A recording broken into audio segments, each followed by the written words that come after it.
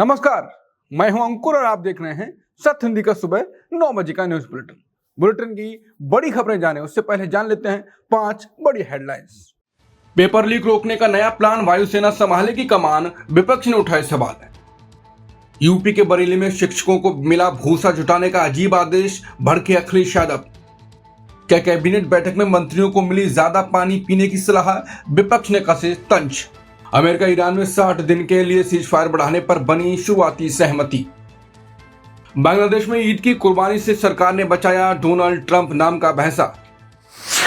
NEET परीक्षा के paper leak रोकने के लिए अब भारतीय वायुसेना की मदद ली जाएगी। शिक्षा मंत्री धर्मेंद्र प्रधान ने खुद इस बड़े फैसले की जानकारी दी। उन्होंने बताया कि 21 जून को होने वाली नीट री एग्जाम के लिए खास तैयारी है। इस बार जून के खराब मौसम और सुरक्षा को देखते हुए इस कदम उठाया गया है। अब तक प्रश्न पत्र पहुंचाने का काम मुख्य रूप से डाक विभाग करता था, लेकिन अब समय पर पेपर पहुंचाने के लिए वायुसेना भी उड़ान भरेगी। इसके लिए सरकार के कई बड़े मंत्रालय एक साथ मिलकर काम कर रहे हैं।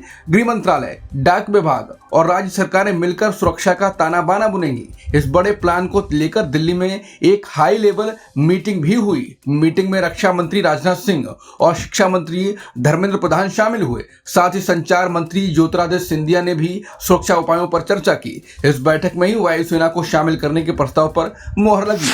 नीट परीक्षा के प्रश्न पत्र में वायुसेना से भिजवाने के फैसले पर बड़ा सियासी घमासान शुरू हो गया। शिवसेना यूबीटी के नेता संजय राउत ने सरकार के इस कदम को बेहद शर्मनाक बताया। उनका कहना है यह फैसला सरकार की नाकामी को साफ साफ कबूल करना है। सालों से लगातार होते पेपर लीक ने लाखों छात्रों के सपनों को तोड़ दिया है। अब अपनी कमियां छुपाने के लिए मोदी सरकार वायुसेना का सहारा ले रही है। एक मामूली परीक्षा कराने के लिए रक्षा मंत्री को बैठकें करनी पड़ रही हैं। हमारी सेना देश की सीमाओं की सुरक्षा करने के लिए बनी है। नेशनल टेस्टिंग एजेंसी और शिक्षा मंत्रालय की नाकामी छुपाना सेना का काम नहीं है। सेना को आगे रखकर अपनी कमियों पर पर्दा डालना अब बंद होना चाहिए। देश के छात्रों को इस पूरे मामले पर सरकार से असली जवाबदेही चाहिए। उधर सोशल मीडिया पर भी आम लोग और पत्रकार लगातार सवाल उठा रहे हैं। लोगों का कहना है कि खुद को सबसे मजबूत बताने वाली सरकार एक परीक्षा तक नहीं करवा पा रही है। जनता पूछ रही है कि क्या सेना को शामिल करना भी सरकार का कोई नया मास्टर स्ट्रोक है।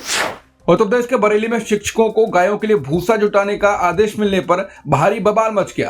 बेसिक शिक्षा विभाग के इस अजीब फैसले से सरकारी टीचर बेहद नाराज हैं। सोशल मीडिया पर यह अनोखा आदेश वायरल होते ही सरकार की किरकिरी होने लगी। मामला बढ़ता देख शिक्षा विभाग को तुरंत बैकफुट पर आना पड़ा। विभाग ने अब सफाई दी है कि भूसा दान करना पूरी तरह स्वैच्छिक होगा, यानी अब किसी भी शिक्षक या स्कूल पर इसके लिए दबाव नहीं डाला जाएगा। लेकिन इस पूरे मामले पर अब उत्तर प्रदेश में जमकर सियासत शुरू हो गई है। पूर्व मुख्यमंत्री अखिलेश यादव ने इस आदेश की कड़े शब्दों में निंदा की। उन्होंने तंज कसते हुए कहा कि अध्यापकों को भूसा जुटाने के काम पर लगाने से अच्छा होगा कि भाजपा अपनी नैतिकता का भंडार खोल दे जहां भूसा ही भूसा भरा है और कुछ नहीं।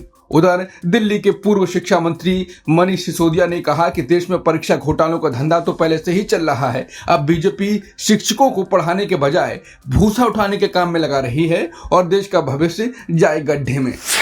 सीबीएसई परीक्षा के डिजिटल मूल्यांकन का ठेका एक दागी कंपनी को देने पर राहुल गांधी ने शिक्षा मंत्री के इस्तीफे की मांग की, जिस पर बीजेपी ने पलटवार करते हुए दावा किया कि इसी कंपनी को कांग्रेस शासित कर्नाटक और तेलंगाना सरकारों ने भी बड़े प्रोजेक्ट्स दिए हैं। राहुल के मुताबिक इस कंपनी का पुराना नाम ग्लोबारेना था, जो पहले भी विवादों में रही है। उन्होंने शिक्षा मंत्री धर्मेंद्र प्रधान पर हमला बोलते हुए पीएम से उनके इस्तीफे की मांग की। अब इस मामले पर बीजेपी ने राहुल गांधी पर पलटवार करते हुए उन्हें घेरा। बीजेपी प्रवक्ता गौरव भाटिया ने कहा कि राहुल गांधी बिना तथ्यों की जांच किए झूठ बोल रहे हैं। उनका कहना है कि राहुल गांधी सिर्फ मोदी सरकार को बदनाम करने के लिए मनगढ़ंत कहानियां गढ़ रहे हैं। बीजेपी ने बड़ा दावा किया कि इस कंपनी ने कांग्रेस शासित राज्यों में भी काम किया।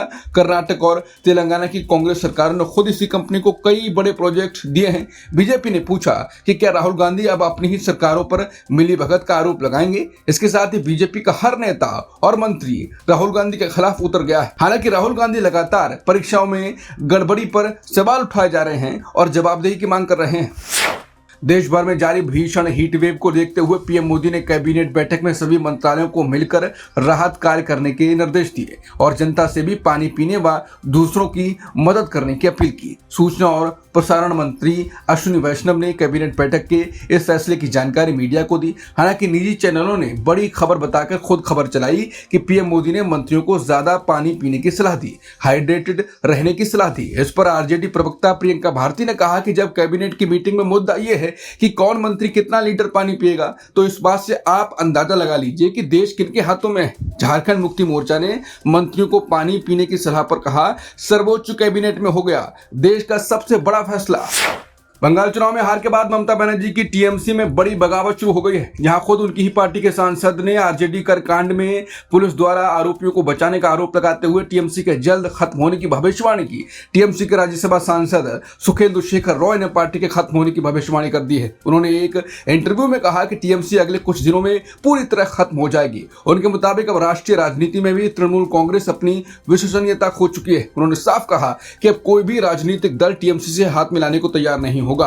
आरजी कर कांड पर बोलते हुए उन्होंने माना कि सरकार ने इस मामले को बहुत गलत तरीके से संभाला।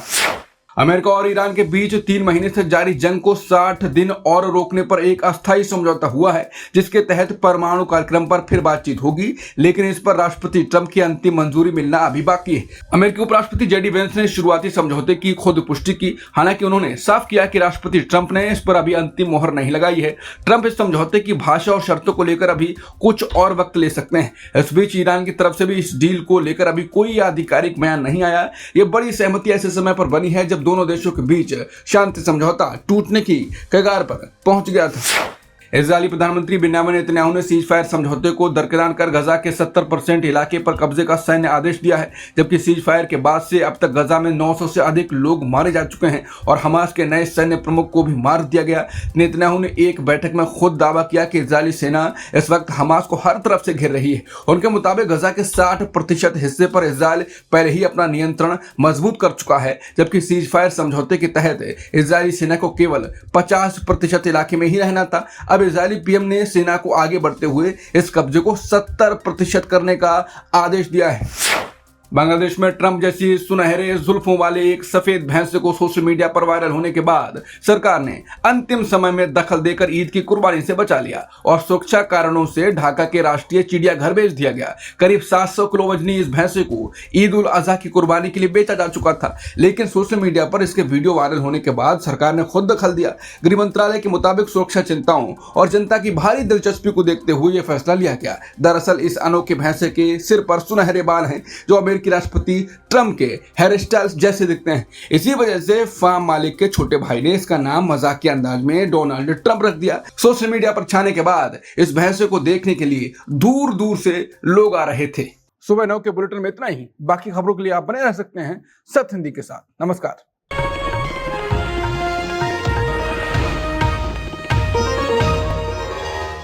Copyright disclaimer under Section 107 of the Copyright Act 1976. Allowance is made for fair use for purposes such as criticism, comment, news reporting, scholarship, and research. Fair use is a use permitted by copyright statute that might otherwise be infringing.